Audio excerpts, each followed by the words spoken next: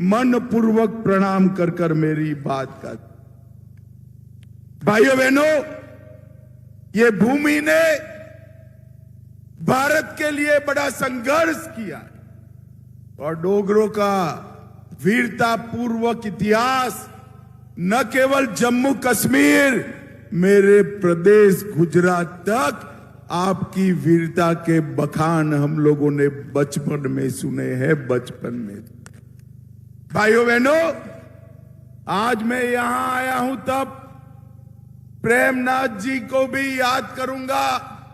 प्रेमनाथ जी डोगरा ने प्रजा परिषद का आंदोलन चलाया।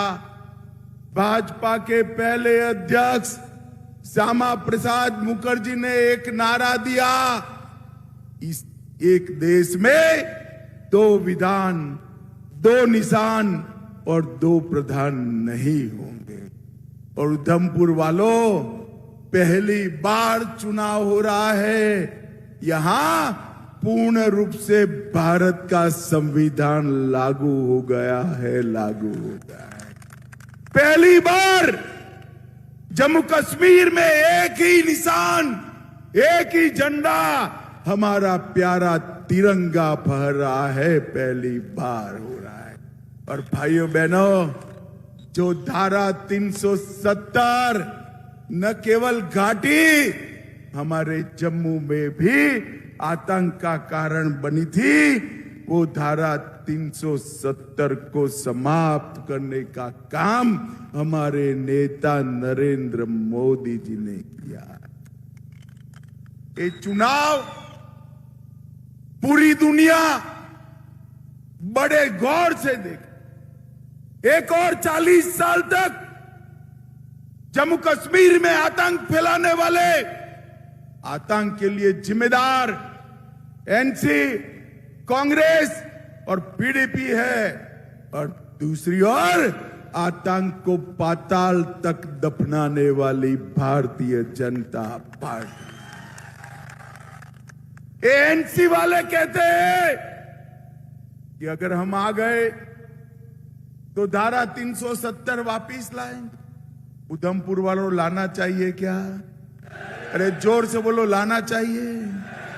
एनसी वाले कहते हैं हम आएंगे तो फिर से हमारा संविधान अलग करेंगे, करना चाहिए क्या? एनसी वाले कहते हैं, राहुल बाबा कहते हैं कि हम चुनकर आ गए तो सारे पत्थरबाज और आतंकवादियों को मुक्त कर देंगे, करना चाहिए क्या? वो कहते हैं पाकिस्तान से वार्ता करेंगे, करनी चाहिए क्या? वो कहते हैं कि हम पाकिस्तान के साथ व्यापार शुरू कर कर लैंड बॉर्डर से उनसे इलू इलू करेंगे, करना चाहिए क्या?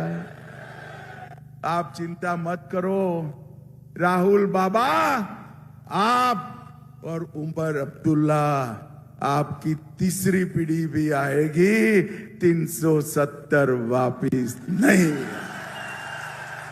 इस जम्मू कश्मीर में अब कोई आतंकवाद को वापिस नहीं ला सकता। अब्दुल्ला साहब, हमें क्या डराते हो कि वापिस आएगा, वापिस आएगा? ये अब्दुल्लाओं का राज नहीं है, नरेंद्र मोदी का शासन है।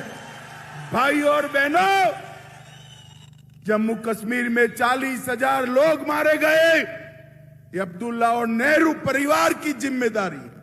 और मैं पूछना चाहता हूं फारूक अब्दुल्ला जी, आप कहां पर थे जब 40,000 लोग मारे गए?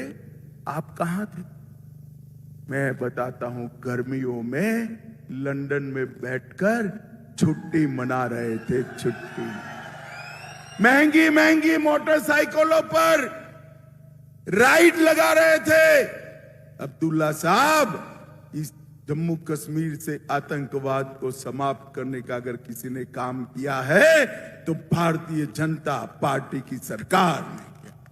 भाइयों बहनों, आज किसी की हिम्मत नहीं है, 3 साल से कोई हाथ में पत्थर नहीं पकड़ा है।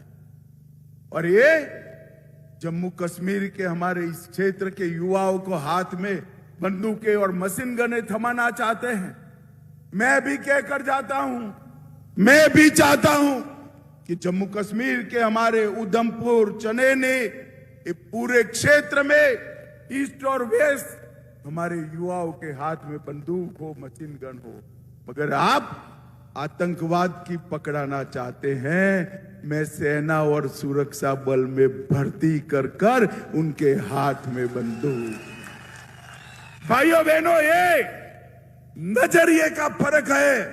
मैं आज पूछना चाहता हूं, 33 साल के बाद घाटी में सिनेमा हॉल खुले। फारूक साहब, 33 साल तक सिनेमा हॉल बंद रहे आपके। लाल चौक में ताजिया का जुलूस नहीं निकलता, लाल चौक में गणपति का जुलूस नहीं निकलता था, लाल चौक में कृष्ण जन्माष्टमी नहीं मनाई जाती थी। आज उधमपुर वालों, मन हो जाए तो गणेश चतुर्थी के दिन लाल चौक चले जाओ, कोई खतरा नहीं है, कोई खतरा नहीं। एक कांग्रेस के मुख्यमंत्री कहते थे, शिंदे साहब, कि मैं देश का गृह मंत्री था मगर लाल चौक जाने में मुझे डर लगता था, डर लगता था। अरे शिंदे साहब, वो जमाना गया, अब भाजपा सरकार है, पोते पोतियों को लेकर बुलेट प्रूफ नहीं सादी गाड़ी में लाल चौक चले जाइए, कुछ नहीं होगा। मैं बताता हूं, आज लाल चौक पर शान से तिरंगा लहरा रहा है, रेसिंग हो रही है, हर घर तिरंगा अभियान चल रहा है। G20 के सारे डेलीगेट आते हैं, 4.5 लाख यात्री अमरनाथ जी के सामने मत्था टेक कर अपनी श्रद्धा का निर्वहन करते हैं। और कुपवाड़ा में मां शारदा देवी के मंदिर में दशकों के बाद दीपावली की पूजा हुई है, दशकों के बाद। और खीर भवानी का ज्येष्ठ अष्टमी का मेला फिर से एक बार लगने लगा है। अगर मैं कहकर जाता हूं, ये दोनों में से एक को भी कम किया ना, तो फिर से लोग आतंकवाद लाएंगे। आप लाना चाहते हैं क्या? और यहां पर कुछ लोग खड़े भी रह गए। इधर उधर वोट मत बिगाड़ना भाई। आतंक को समाप्त करने के लिए एक ही निशान है, कमल फूल का निशान, इस पर बटन दबाना है। भाइयों बहनों, ये फारूक अब्दुल्ला कहते हैं, भारतीय सेना और आतंकवादी मिले हुए। शर्म करो, शर्म करो। अब्दुल्ला साहब, शर्म नहीं आती? जिस सेना के युवाओं ने मां भारती की रक्षा के लिए हमारे जम्मू कश्मीर की चोटियों की, वादियों की, घाटी की रक्षा के लिए अपना खून बहाया, उनको आतंकवादियों के साथ जोड़ते हो? अब्दुल्ला साहब, इसका हिसाब किताब तो हमारी जम्मू की जनता इस बार करने वाली है।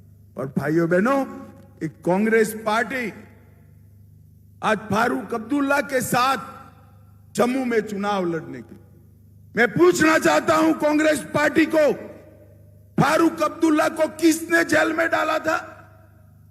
राहुल बाबा, आपकी नानी ने डाला था, याद नहीं है? कौन सा मुकदमा लगाया था? राहुल बाबा, देशद्रोह का मुकदमा लगाकर शेख अब्दुल्ला को जेल में आपकी नानी ने डाला था। आप भूल गए हो, भूल गए हो। एक कांग्रेस पार्टी ने जम्मू कश्मीर की असेंबली में अब्दुल्ला परिवार के खिलाफ एक व्हाइट पेपर रखा था, फिर डर कर वापिस ले लिया। मैं आज कहकर जाता हूं, हमारे दोनों विधायकों को जिता दो, विधायक बनाकर यहां से भेजो।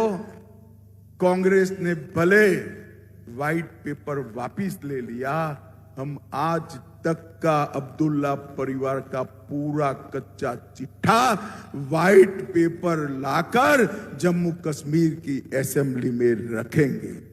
भाइयों बहनों,